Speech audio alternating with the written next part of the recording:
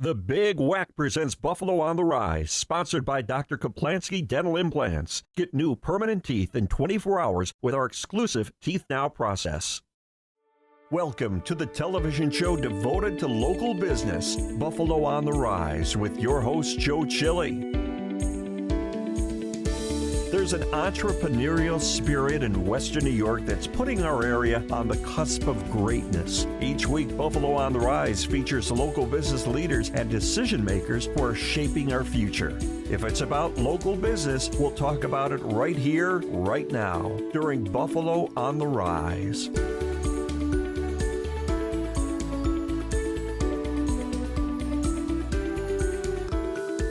I'm Joe Chili. On this edition of the Big WECK's Buffalo on the Rise, I'll introduce you to representatives from local businesses with money-saving and helpful information just for you.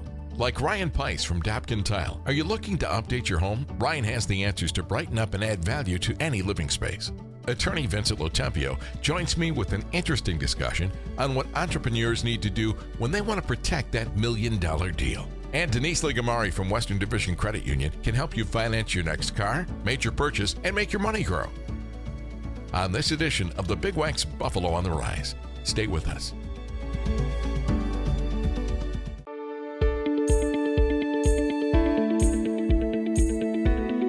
Hi, I'm Joe Chili. Mornings from 7 to 9 at Buffalo's oldie station, the Big WECK.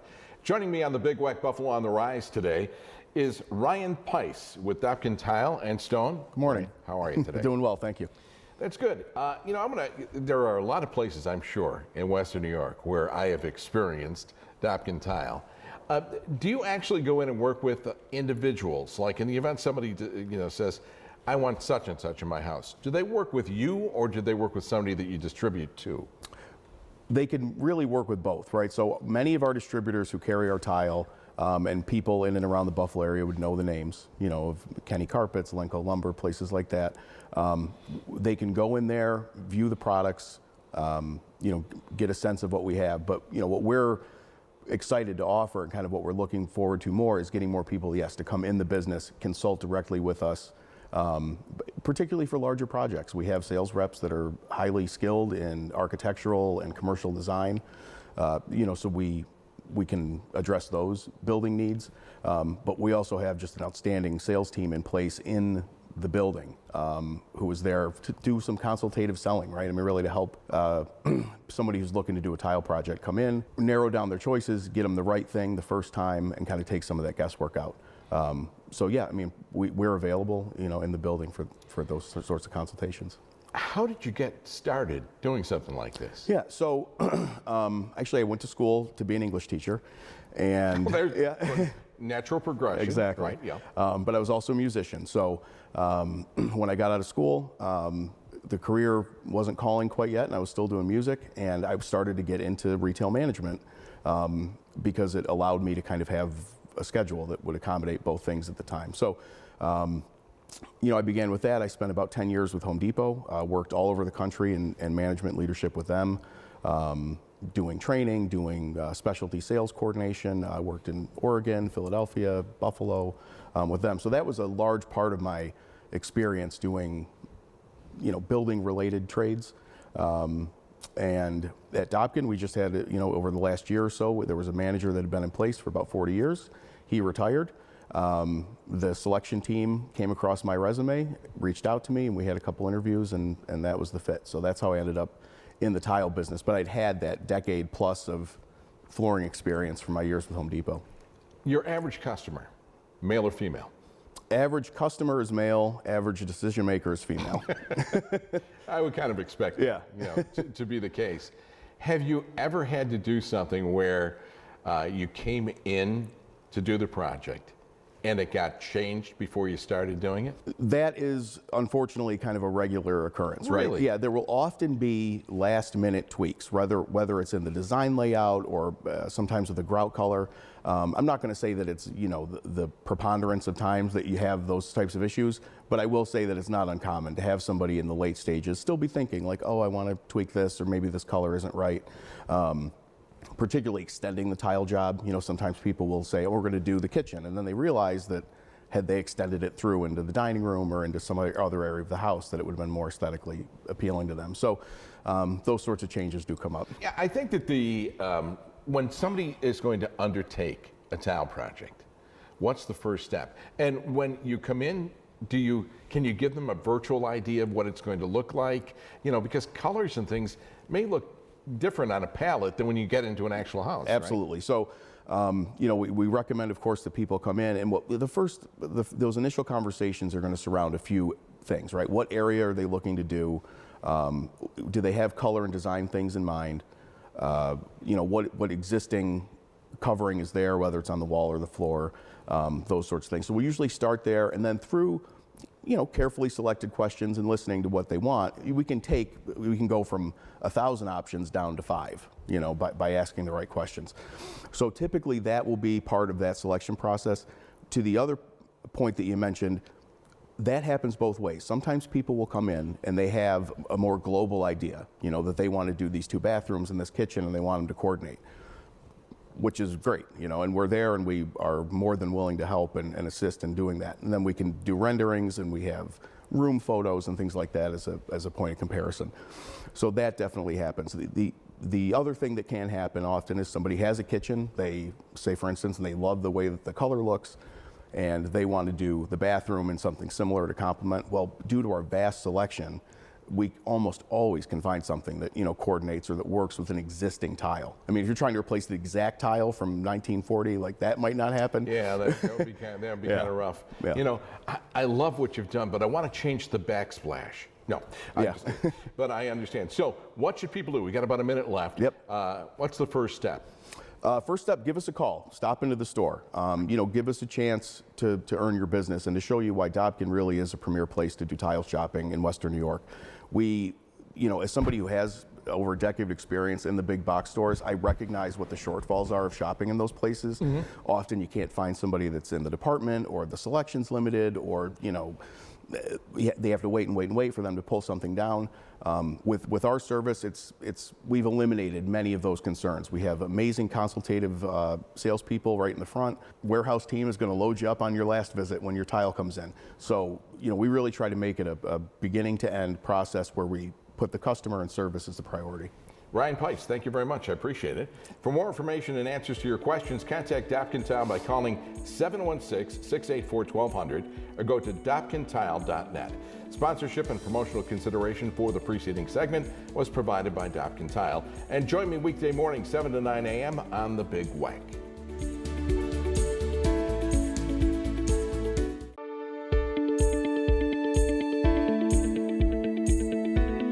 Hi, I'm Joe Chilling, mornings from 7 to 9 at Buffalo's oldie station, the Big WECK. Joining us on the Big WECK's Buffalo on the Rise today is Vincent LoTempio. Vincent, you know, I guess when I think of you, I think of patents and trademarks and things like that. And that's actually what you are. You're a patent attorney, correct? That's correct. I'm a registered patent attorney. I've been doing this for like 25 years. And yeah, there's a very limited number of attorneys, you know, in the country that are able to practice federally throughout the whole entire country by having this designation as a registered patent attorney. It's one of the few attorneys that you can claim to be an expert in. Do people oftentimes, you know, come up to you and say, what the heck is a patent? I mean, you know, we hear patents, we hear trademarks, we hear service marks, right? To me, it's like, you know, alphabet soup. I mean, you know, but they're very specific to whatever you want to do, right? There are certain areas where these things stand out. Absolutely. And even, you know, attorneys call me and says, I have a client that needs a copyright or needs to register their trademark. And then when I get them on the phone, it's completely something different. So even attorneys don't recognize the difference. You know, basically, I use the Coca-Cola bottle as an example of the different types of intellectual property. If you were the first caveman to invent the bottle, you can get a patent on the utility of how it works. It's a container that holds a liquid that's easy to drink from. And if you wanted to sell that bottle, you could put your trademark on it, which your trademark would be Coca-Cola, the symbol, and you'd put your little R, and that would be your trademark. And you could argue that it's a work of art, you know, and copyright is for works of art like paintings or songs. It's a work, right? Or books, you know. So copyright protects those type of things. So yeah, patents are for useful articles, trademarks are brands, and the copyright is for works of art. What about, you bring up a thing with regard to a Coke bottle, okay? Now, Coke, you think about Coca-Cola and what makes the whole thing up, right? The ingredients and all that. The bottle has a certain shape to it. It's not just a straight glass bottle or whatever, plastic bottle. Can you trademark that actual shape?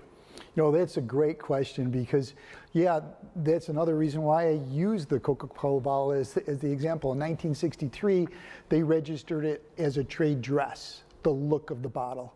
And you can register a patent as a design, just the look of the bottle.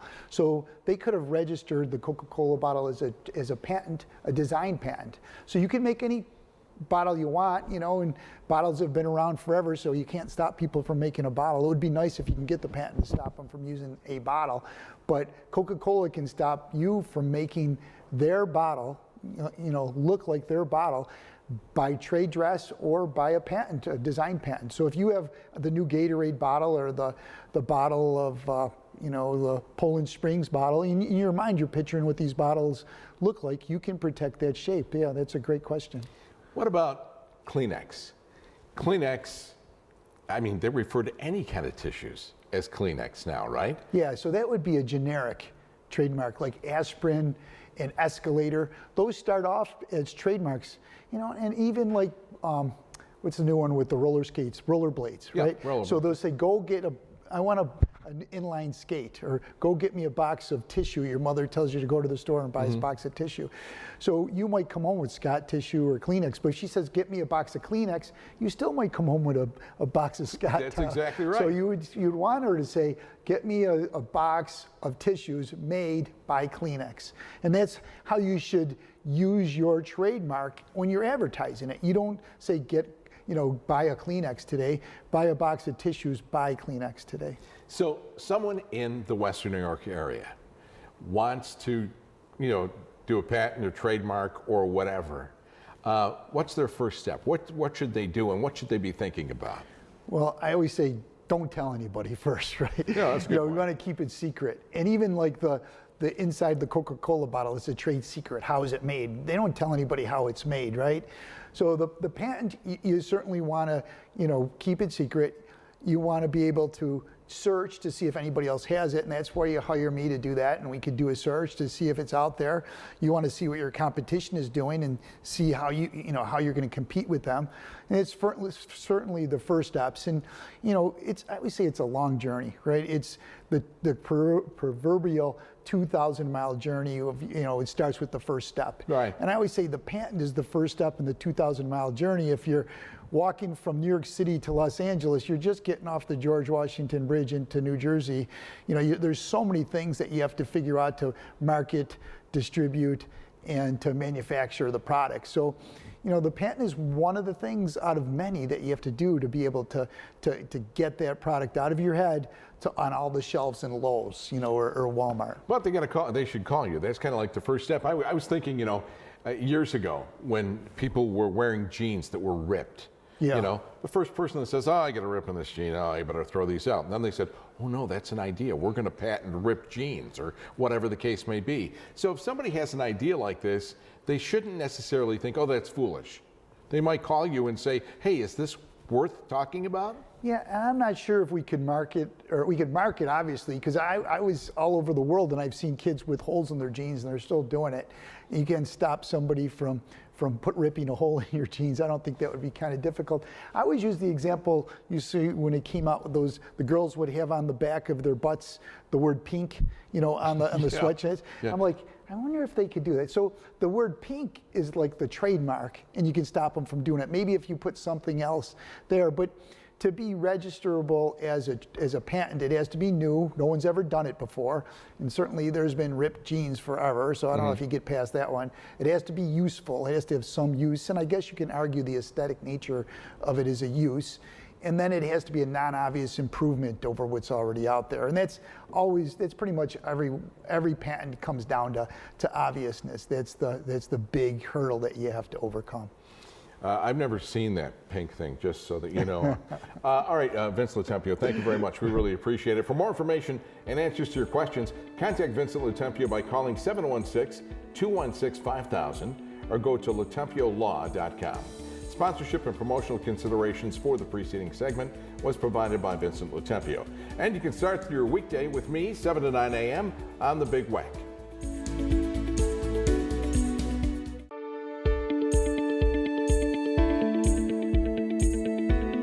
Hi, I'm Joe Chilling, mornings 7 to 9 on Buffalo's oldie station, the Big WECK. Joining us on the Big WECK's Buffalo on the Rise today is Denise Ligammare, who is the Business Development Manager, correct, for Western Division Federal Credit Union. Yeah. How are you? Good. How are you today? I'm doing wonderful. I'm great. I'm even better now that you're here. See? I feel so much better. Let's talk about Western Division. I want to talk about credit unions in general because I don't know sometimes if people differentiate, or if they can differentiate between banks and credit unions, right? Okay. Well, you know what? It's kind of hard for people to differentiate between the two, so let me give it to you really easy. Okay. The similarities between banks and credit unions is that we offer all the same financial services: your savings, your checking, your loans, your home equities, your mortgages, your investments. The big difference between banks and credit unions is that banks are for-profits, so for-profit financial institutions. So whatever type of money they make, they pay off to their shareholders. At a credit union is a non-for-profit cooperative. So basically, anybody that uses the credit union owns one stock share of the credit union. So when the credit union does well, we actually pay all of our profits back to members. And we do that on a daily basis by usually offering lower interest rates on loans, higher interest rates on savings, and lower minimum balances and fees on accounts. Credit unions are kind of known to be as the blue-collar bank for the average person. So for a credit union, can you do the regular things? I know that a lot of people don't traditionally write checks anymore. Oh, no. Right. But there's a few, though. Can you have a checking account with a credit union Absolutely. or a debit card or whatever? Your savings account, your checking account, your debit card, your mobile app, your remote deposit capture, everything that you can do for a bank, you can also do at a credit union. Suppose I went in to buy a car. Mm-hmm. My car is a few years old. Yeah.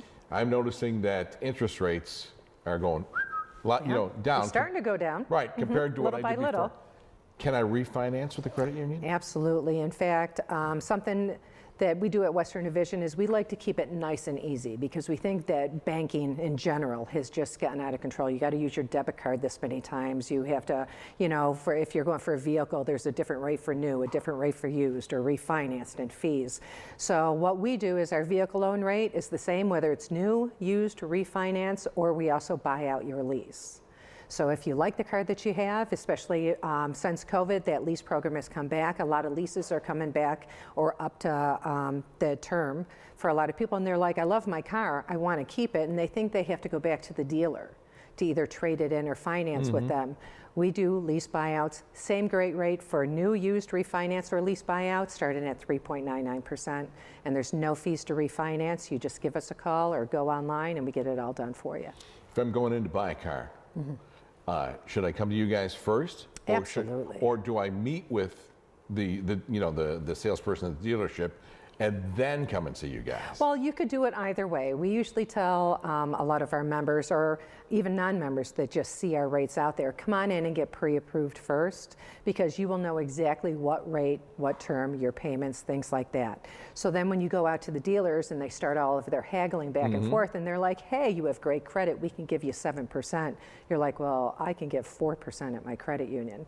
And the thing with the dealer is they're either going to come down and match it. That's where they're like, we need to go talk to our FI guy, our financial guy. Yeah, let me take a pencil to that. Yeah. I call it the wizard behind the curtain.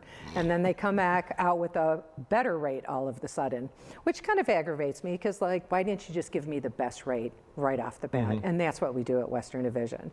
So with that, when you know what the rate is that we have going in and you're pre-approved, then you can do that haggling and they're either going to match it or I would say in this case, you either beat it or I'm taking my business elsewhere. I gotcha. What is a patronage dividend? Something that Western Division, there's lots of credit unions in the Western New York area, just like there's lots of banks, but our credit union is a little bit different in the fact that being a not-for-profit cooperative, I talked about that giving back to our shareholders. We not only just do that on the daily basis, like I talked to you about with rates and minimum fees and minimum balances. But at the end of the year, whenever the credit union does well, and we've been doing well for over 18 years, really well, that we've been able to pay our members a patronage dividend. So any type of interest that you earned on any of our savings accounts, whether it be savings, money market, or CDs, or any type of interest that you paid on your loans, we actually pay you back some of that money. So if you had a loan with us, we pay you back some of the interest that you paid us. If you have savings with us and earn the dividends, we will give you additional dividends on top of that. So just a way of saying thank you. Is it actually a payback, or do you get a benefit in something that you're going to do with the credit union? You know? No, we put the cash right in your account. Really? So we take a look at your savings and your loans, the relationship you have with us. We do the calculation, which changes every year. And then the week of Thanksgiving, to give thanks to the people that use us, that's when we pay the patronage dividend, which is great for people who are about to go out and do their Christmas shopping. It's tight around that time of year, so that's when we chose to pay it. Only have a couple of minutes left. Talk about toy loans. It says toy loans, so you're not really talking toys, are you? Well, I'm talking the toys that everybody really loves, especially in Buffalo. We have a few short months of really great weather, so I'm talking about toys we consider any type of, well, vehicle, ATV, RVs, boats, motorcycles, tractors, trailers, ride-in lawnmowers, anything that we consider like toys that are kind of fun. Well, some of them are fun, maybe not the ride-in lawnmower, but the boats, the ski-doos, all of that, those are under our recreational loans, which we just like to call toy loans. So it's something fun that you can go out and have some fun with, still get a great interest rate. Just like the vehicles, same rate for new, used, or refinance. So if you have a boat that you purchased a couple years ago and the interest rate's really high, you see we offer a lower interest rate, you can refinance that right with us at no fees. Wow, that sounds like a great deal. Yeah, it is a great deal. I like the money back thing too. Yeah. You're not carrying any of that with you right now. No, I don't carry samples with me. Yeah, okay, all right. Well, what's the first step? What do you want people to do right now that are watching, they're viewing, they have a question, or they have a loan they want to refinance? Can they call you, or should they stop in? They can call or text us, or they can go online to westerndivision.org. Very good. Thank you very much, Denise Ligammare. For more information and answers to your questions, contact Western Division Federal Credit Union by calling 716-500-LOAN or go to westerndivision.org. Sponsorship and promotional consideration for the preceding segment was provided by Western Division Federal Credit Union. And start your day with me, 7 to 9 a.m. weekdays on the Big WECK.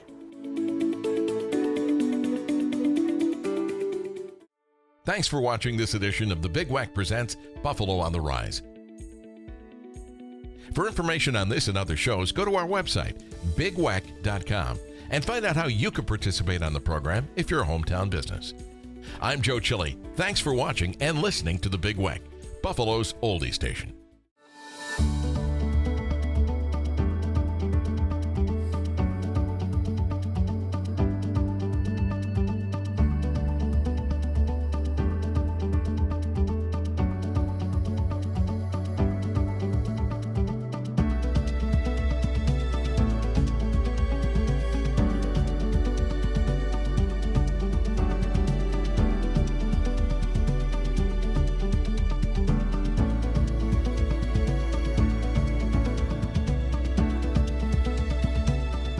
The Big WECK Presents Buffalo on the Rise was sponsored by Dr. Kaplansky Dental Implants. Get new permanent teeth in 24 hours with our exclusive Teeth Now process.